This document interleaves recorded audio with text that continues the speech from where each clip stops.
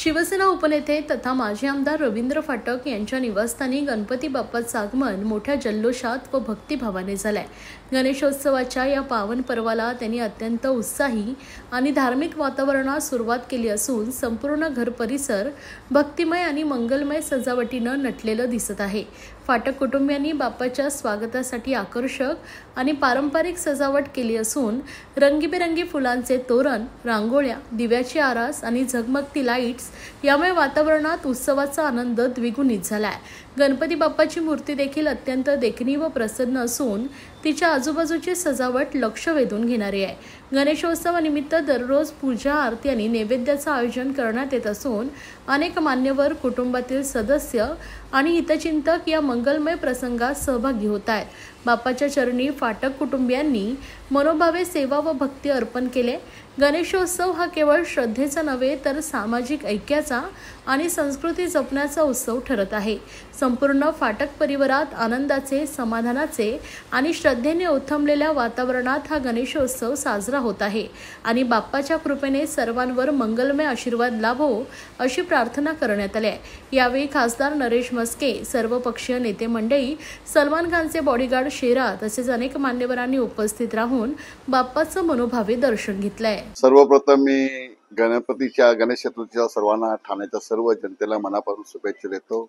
आमचा गणपती घरगुती गणेशोत्सव असल्यामुळे दरवर्षी आपण या दर्शनासाठी येत आहेत आणि आम्ही हा घरातला छोटासा गणपती आता सार्वजनिक सरकार झालाय।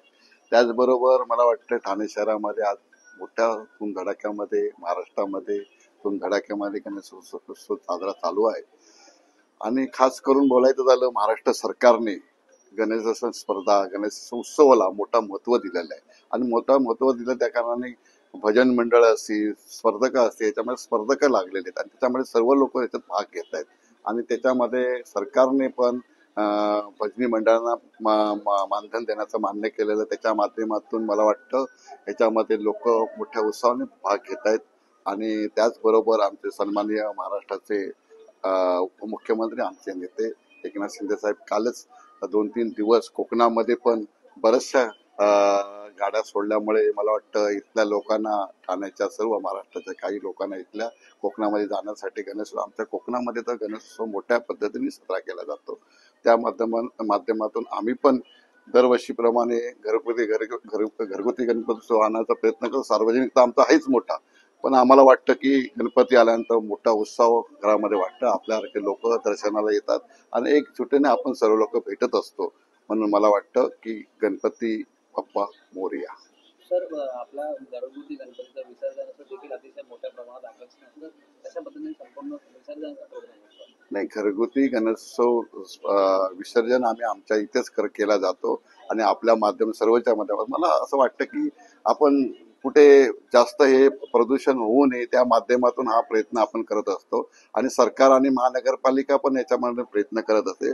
महानगरपालिकेने या वर्षी बरेच त्यांनी उपक्रम हाती घेतलेले आहेत, छोटे छोटे तलाव केलेले आहेत आणि त्याच्या माध्यमातून सार्वजनिक गणेशोत्सव की ज्याने घरगुती गणेशोत्सव जास्तीत जास्त लांब येऊ नये, तिथल्या इथे विसर्जन व्हावं, या माध्यमातून आम्ही पण प्रयत्न केला की आमच्यापासूनच सुरुवात व्हावी आणि ती आम्ही आमच्या घरगुती गणेशोत्सवापासून सुरुवात केलेली असं मला वाटतंय। साहेब, बाप्पा विराजमान झालाय, काय मागणं?